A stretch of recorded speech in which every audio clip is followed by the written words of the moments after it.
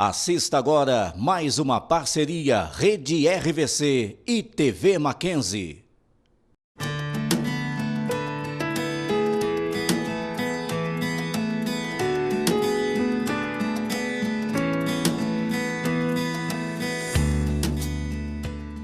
Olá, começa agora mais um programa Família e Sociedade feito para você. Se você está interessado em edificação, em construir a sua família, quem sabe de acordo com novos valores, uma nova orientação, você está no lugar certo. Você vai ficar comigo e com a minha querida esposa. Oi, tudo bem? Mais uma vez, obrigada por você estar aqui com a gente.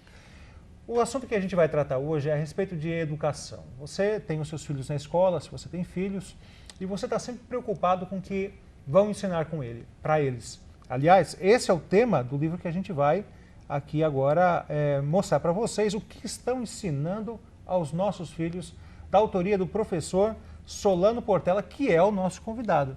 Professor, muito obrigado pela sua presença com a gente. Privilégio estar com vocês aqui, uma alegria muito grande. Aliás, o que estão ensinando aos nossos filhos, né? É a pergunta que não quer que calar. não quer calar. Que não quer calar, né? Bom, a minha abordagem, ela parte de uma constatação da base pedagógica que está sendo utilizada, principalmente no nosso país, mas ela tem amplitude internacional.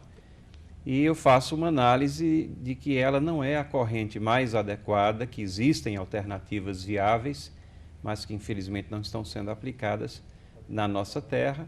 E faço também uma abordagem do ponto de vista cristão, mostrando que existem incompatibilidades entre essa visão pedagógica, que nós poderíamos particularizar na corrente construtivista, e premissas da fé cristã. Há uma certa situação que não é bem reconciliável. Então, o livro é para educadores ou ele pode ser lido por pais interessados no assunto? Dá para ver essa comunicação tranquila? Eu creio que o livro é para pais e educadores. Principalmente porque, na minha convicção, os pais deveriam estar muito mais interessados nos detalhes da educação de seus filhos do que têm estado. Há um certo descanso naquilo que é ministrado, como se tudo estivesse correndo bem, mas a responsabilidade paterna e materna é muito grande na educação dos filhos. Não dá simplesmente para você não conseguir penetrar um pouco mais em detalhes. Então, o livro não é essencialmente técnico. Sim. Ele começa com uma abordagem até bem prática, entra um pouco mais nessa questão técnica, mas possui assim, inúmeros exemplos de como a distorção vai se fazendo presente, o que resulta numa má formação das nossas crianças, dos nossos filhos. Agora, você falou que o livro é um questionamento sobre as atuais bases do nosso ensino, né? Que, particularmente o construtivismo. Agora, o construtivismo chegou para substituir uma coisa meio arcaica no processo educacional, né? Eu, que não sou tão velho assim, né? Eu fui educado numa corrente que se decorava, enfim, né? E eu sei que há uma crítica em relação a isso. O construtivismo, olhando por esse lado, ele não é um avanço?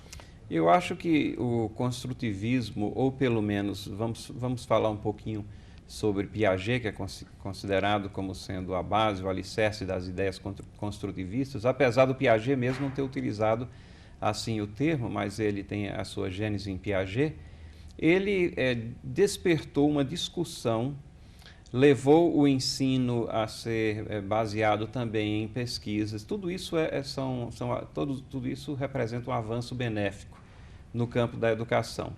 No meu livro, inclusive, eu ressalto várias contribuições do construtivismo, né? Principalmente essa questão da interatividade com o aluno, a aula não ser simplesmente discursiva. Mas quando nós analisamos a questão da educação ao longo da história, nós vamos ver que bons professores sempre se utilizaram também dessas técnicas. Não é que houve a descoberta da pólvora aqui em algum momento, talvez um pouco mais de sistematização, divulgação. Mas o ponto principal é que nós não estamos falando simplesmente de uma mudança de metodologia, mas com o construtivismo ele introduziu uma filosofia de aprendizado, uma filosofia que lida com a questão do conhecimento.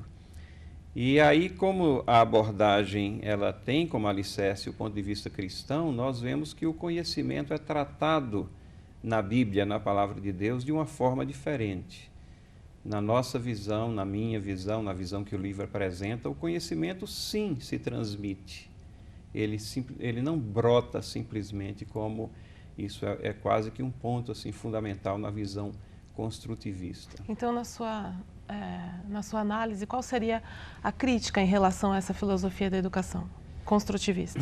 É exatamente porque você, ao considerar que você não pode transmitir conhecimento, uma das máximas da visão construtivista é que você não pode exercer coação acadêmica, porque a transmissão do conhecimento equivaleria à coação acadêmica. Você está prejudicando o aprendizado do aluno, porque ele precisa de uma fonte transmissora. Ou seja, você não tem quase que referências, o professor vai decodificar, talvez, mas ele tem que ser o mestre naquilo que ele apresenta. Ou seja, o professor, então, não é aquele que transmite o conhecimento? Não, o professor é sim o que transmite. O professor, na minha visão, o professor transmite o conhecimento. Não, no sentido do construtivismo. Mas o construtivismo, não. Aí vem aquela nomenclatura bem moderna, bem contemporânea para o professor, que ele é apenas o facilitador. É verdade. Né? Então, ele não é um transmissor, mas um facilitador. Na minha visão, isso diminui o papel do professor e faz com que ele dê menos importância a ser mestre daquilo que ele tem a transmitir. E a impressão que se tem é que isso também prejudica o conteúdo, porque dá a impressão de que você não sabe exatamente aquilo que vai ser gerado, né, dessa construção de conhecimento. Prejudica o conteúdo e não somente isso. A questão do conteúdo tem sido desvalorizada também na pedagogia moderna.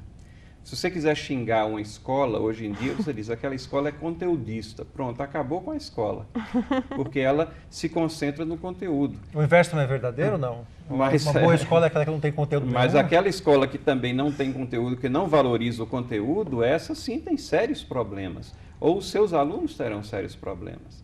Na realidade, as aferições internacionais do nosso processo educacional brasileiro revelam como ele anda mal, né? Nós temos tirado sempre dos últimos lugares, penúltimos, ali entre os 3 últimos, no PISA, que é um teste de aferição internacional do ensino nosso fundamental. Isso mostra quão mal anda o nosso ensino, calcado em algumas décadas dessa visão construtivista. Agora, me parece que o construtivismo tem um problema, então, nos seus pressupostos, não é? Sim. Acho que esse é um assunto que a gente vai explorar e que você, nosso telespectador, vai se interessar bastante. O que está por detrás de cada corrente de ensino?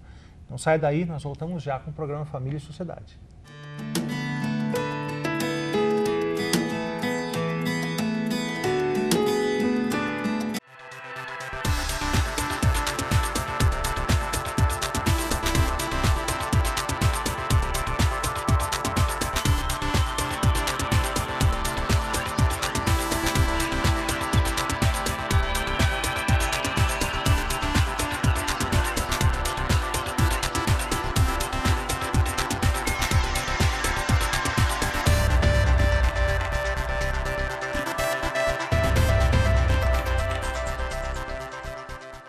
Se você procura qualificação e vaga no mercado de trabalho, precisa estar preparado e estudar em um lugar que cresça junto com você e atenda às suas expectativas. A FUNVIC, Fundação Universitária Vida Cristã de Pindamonhangaba, está preparada para atender você. Aqui o desenvolvimento não para. Novas salas estão sendo construídas e os novos laboratórios possuem equipamentos de alta tecnologia. FUNVIC, formando campeões.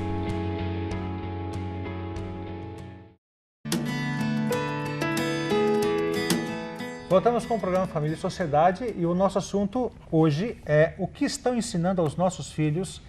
Uma conversa com o autor dele, do livro, Solano Portela, que eu esqueci de falar no bloco anterior, que ele é diretor de educação do Mackenzie, do Instituto Presbiteriano Mackenzie, dos colégios Mackenzie. Solano, nós estamos falando a respeito de construtivismo e a sua crítica em relação a essa falta de conteúdo, ou melhor, que afeta o conteúdo, né, a adoção dessa corrente, mas que existe um problema de pressupostos. O que é que está por detrás do construtivismo que te incomoda e que tem que nos incomodar também?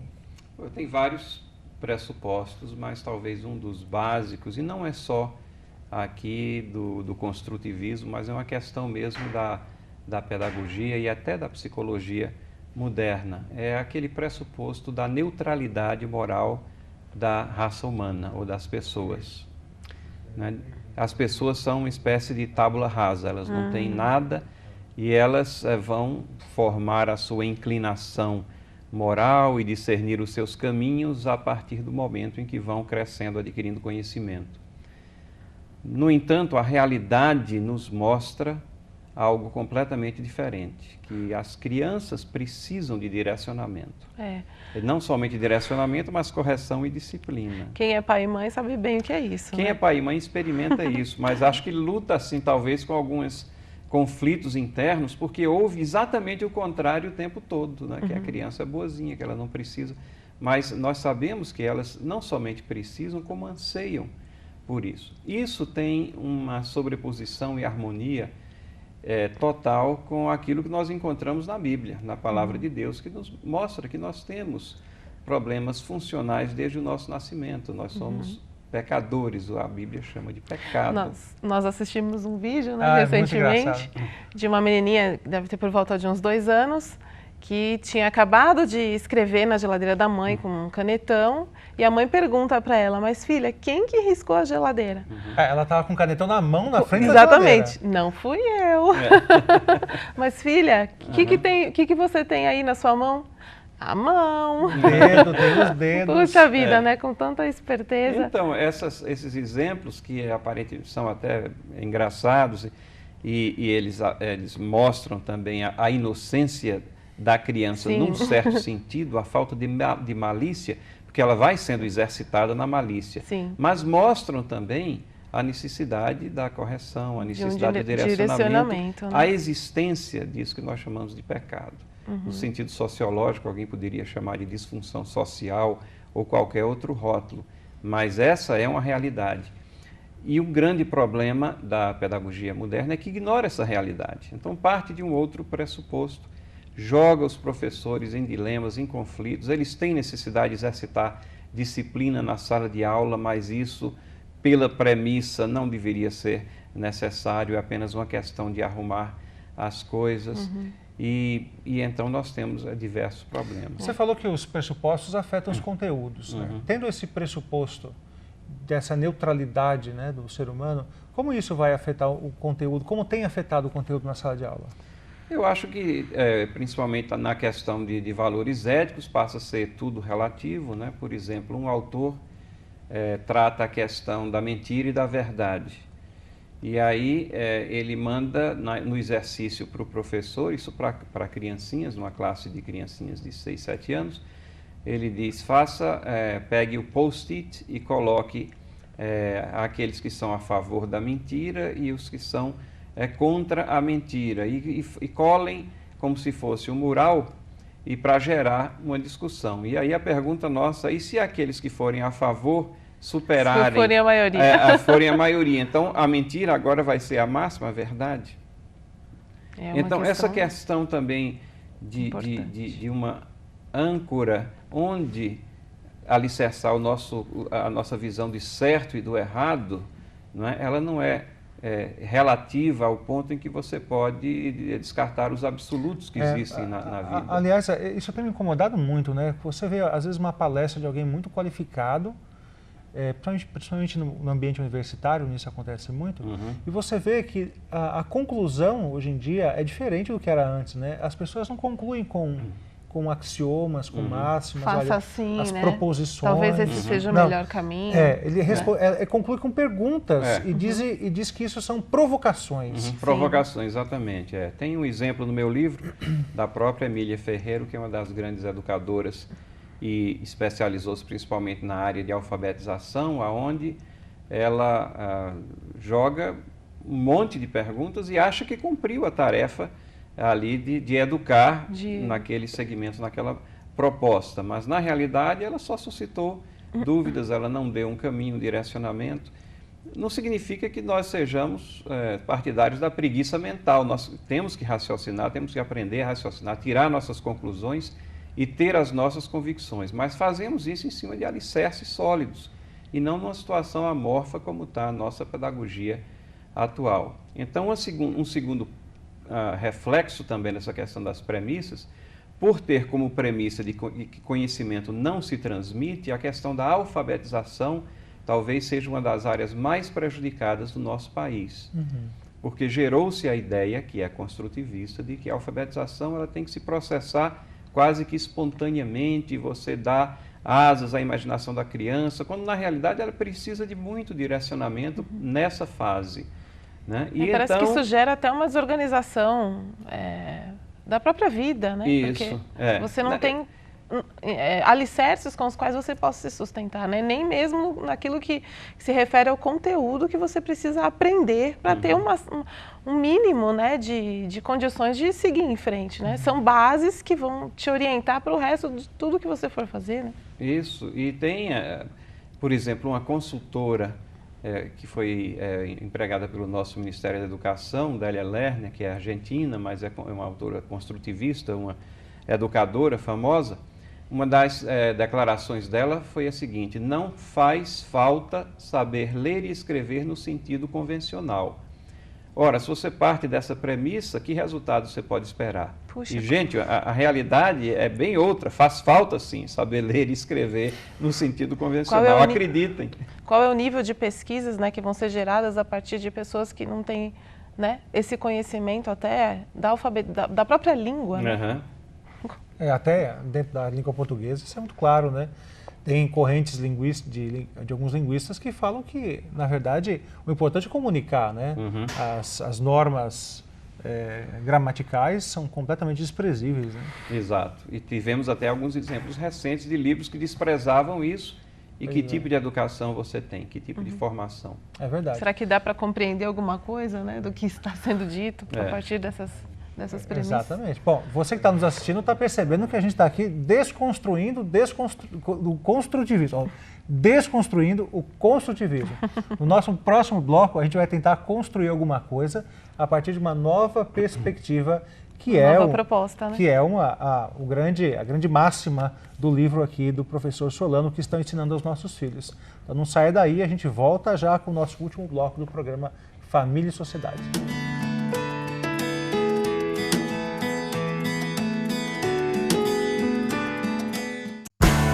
FUNVIC, Fundação Universitária Vida Cristã. Ampla estrutura de ensino, corpo docente qualificado e alta tecnologia. Venha estudar com a gente. Exatas, humanas e biológicas. Princípios e valores cristãos para formar profissionais e transformar vidas pela educação, com responsabilidade social e crescimento sustentável. FUNVIC, Fundação Universitária Vida Cristã.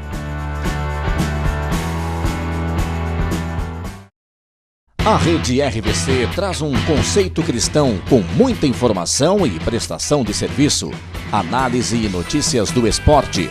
Recebe personalidades e debate assuntos do dia a dia.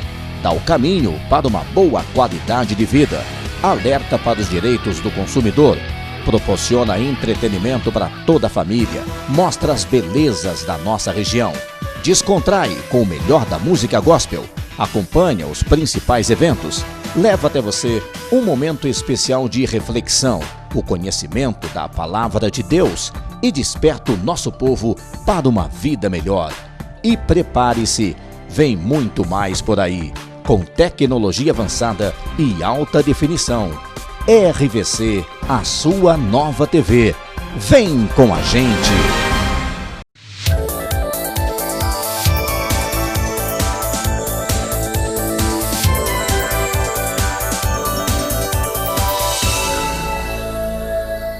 Você que acompanha a programação da Rede RVC, já sabe, hein? Só aqui você tem o programa Também Sou Músico. É isso mesmo, um programa de entrevistas, um programa onde eu recebo aqui no estúdio convidados maravilhosos, onde ele compartilha ou ela compartilha da vida profissional, que não é simplesmente a música, né? Existem outras profissões que você vai poder conhecer muito mais sobre elas também. Além disso, os nossos convidados, eles tocam ao vivo, eles cantam ao vivo, você não pode perder. Vem com a gente! Voltamos com o último bloco do programa Família e Sociedade com o professor Solano Portela. O que estão ensinando aos nossos filhos, essa obra recém-lançada. Professor Solano, já falamos sobre o construtivismo e as suas críticas pessoais a respeito da falta de referencial, de conteúdo e a formação que isso vai gerar, o conteúdo do futuro profissional, do futuro cidadão, né, e como vai ser debilitado por conta disso. Qual é a alternativa? Bom, eu procuro apresentar a alternativa da educação escolar cristã. Uma visão cristã de mundo, que vem a permear todo o processo educacional. Uma visão de educação que leve em consideração a realidade de pessoas que precisam, sim, de direcionamento, de correção, de rumo às suas vidas. Uma visão de educação que tem muita sobreposição, inclusive, a certos avanços modernos na pedagogia, tem sobreposição com a ideia, por exemplo, da complexidade do Morin. Nós, como cristãos, sabemos que a criação é complexa, que você não pode compartimentalizar o conhecimento, que essas questões se entrelaçam. Então, a ideia da transdisciplinaridade, da transversalidade, que são temas modernos, porque sabe-se que isso ajuda o processo educacional. Nós abraçamos isso com todo vigor, porque achamos que tudo se une, mas se une não em si próprio, mas se une na pessoa de Deus, que é a fonte de todo o conhecimento. Agora, há uma certa talvez, preconceito, desinformação. Isso que eu ia perguntar agora. Porque algumas pessoas olham para esse conceito e pensam que isso tem a ver com educação religiosa. Uhum. Exatamente. E acham que por essa premissa a escola vai ser transformada numa igreja. Uhum. Não há esse risco?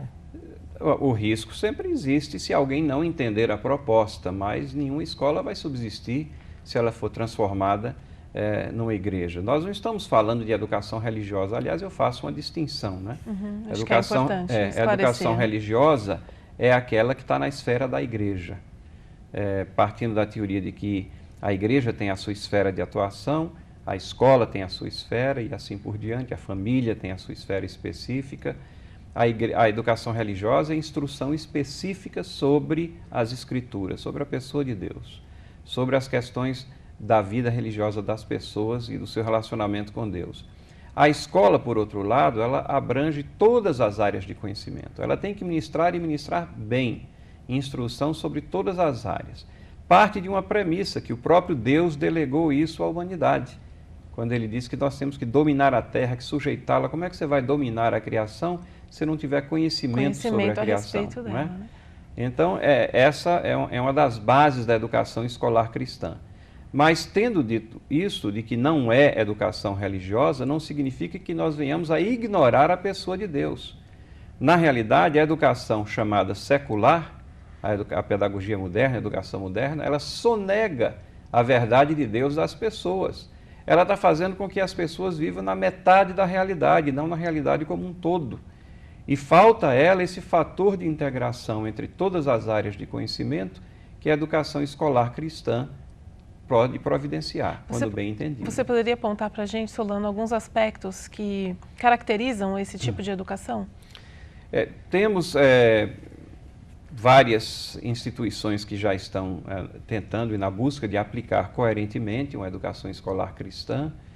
Ela precisa de materiais, temos alguns materiais que já estão em produção também aqui no Brasil. Aliás, eu diria até que em nível internacional nós estamos avançados nessa questão. Mas a minha proposta é que nós estudemos com mais profundidade, cada vez mais, essa visão cristã da educação, ao ponto em que nós possamos ter uma pedagogia que seja coerente e completa, que enfoque não somente a questão das premissas, os problemas, mas que desenvolva também uma metodologia mais aprofundada. Eu tenho chamado isso de uma pedagogia redentiva, que a minha proposta é que ela se alicerce, ela se fundamente em 9 alicerces. Sim. Como pode resumir esses alicerces? Resumir em 9 palavras, né? Porque são 9 alicerces. Mas o primeiro alicerce é o alicerce metafísico, é o reconhecimento de que existe algo, né, além daquilo que é visível, que é palpável, além daquilo que é material. físico. Então, Deus existe. Então, esse é o primeiro alicerce, né? Deus existe, ele é a nossa grande âncora metafísica. O segundo alicerce é o alicerce epistemológico. Como é que eu conheço? E isso daí nos revela que há uma intersecção desse Deus que é transcendente com a nossa criação, e essa interseção se dá na pessoa de Cristo. E então é possível nós termos conhecimento, né? Essa intersecção existiu e nós aprendemos porque Deus nos delega e nos dá essa capacidade de conhecimento. Ou seja, além de você encarar, né, compreender que Deus existe e isso vai estar permeando essa educação, Sim. É preciso que você se relacione com Ele para conhecer melhor o universo em que a gente se encontra. É preciso que o objetivo é que todos se relacionem com Deus, mas como educador eu não posso sonegar a verdade de Deus. Então o alicerce metafísico mostra que existe algo mais, né? Certo. Que muitas correntes vão reconhecer, talvez nem todas elas tenham a visão cristalizada que as Escrituras apresentam. Mas existe algo mais além da realidade física. Sim. Segundo, que o conhecimento é possível, sim, para nós não gerarmos uma espécie de agnosticismo educacional, que é o resultado de muitas escolas. Terceiro, o alicerce ontológico, que fala da ciência do ser. É um dos pilares da educação, aprender a ser, não é? E isso é um reconhecimento de que Deus nos faz indivíduos e nós temos que nos conhecer a nós mesmos e consequentemente, conhecer a realidade que nos cerca. Um quarto alicerce, o alicerce nomístico, que diz respeito à lei. Então, é o reconhecimento de que existe lei, existem valores absolutos. O quinto alicerce, ele é bem perto desse, é o alicerce ético. É bem próximo, mas ele é um pouco mais, porque o alicerce ético mostra que existe a possibilidade de julgamento entre o que é certo e o que é errado. Então, essa possibilidade de aferição. O sexto, o alicerce relacional, que mostra que uma área tem relação com a outra, e conhecimento tem relação com as outras áreas, e também as pessoas têm relações umas com as outras. Nós somos seres sociais, né? O sétimo, o alicerce metodológico, aonde nós procuramos resgatar o papel do professor nesse processo educacional. E aí a necessidade de termos um método que seja coerente com os outros alicerces. O oitavo, o alicerce estético, que mostra que a vida é muito mais do que uma visão utilitária das coisas, mas ela tem o seu aspecto artístico também. Carrega a beleza, né? Isso, a beleza, tudo isso faz parte da criação e não pode ser ignorado. E por último, o alicerce teleológico, que não deve ser confundido com o alicerce teológico, né? Mas teleológico, que diz respeito a propósito, finalidade. Todos têm um propósito aqui nessa vida. O propósito último é glorificar a Deus. E a educação tem propósito, as pessoas têm propósito. Parece bastante completo, né? E complexo também, né? Sim. Então fica aí o convite para você fazer uma análise um pouco mais aprofundada do livro do professor Solano Portela, o que estão fazendo, o que estão ensinando aos nossos filhos, pela editora Fiel. Esse aqui já está dedicado a gente, a mim e a Suênia. Você pode adquirir o seu no site da Editora Fiel, editorafiel.com.br. Professor Solano, a vontade que a gente tinha era fazer um programa para cada capítulo do livro, para matar a curiosidade dos nossos telespectadores. Mas o nosso programa, infelizmente, está acabando. É uma pena. Obrigado pela sua presença, foi muito importante para a gente tê-lo aqui. Obrigado, privilégio meu. E assim a gente vai terminando mais um programa Família e Sociedade. Se você tiver qualquer contribuição para fazer, se quiser elogiar, criticar, sugerir pauta, fique à vontade para utilizar esse e-mail que está aí aparecendo na sua tela, que é familiaesociedade@mackenzie.br. Obrigado pela sua audiência e nós nos vemos no próximo programa Família e Sociedade. Não esquece, sua participação é muito importante para a gente. Obrigada pela sua participação e até o próximo.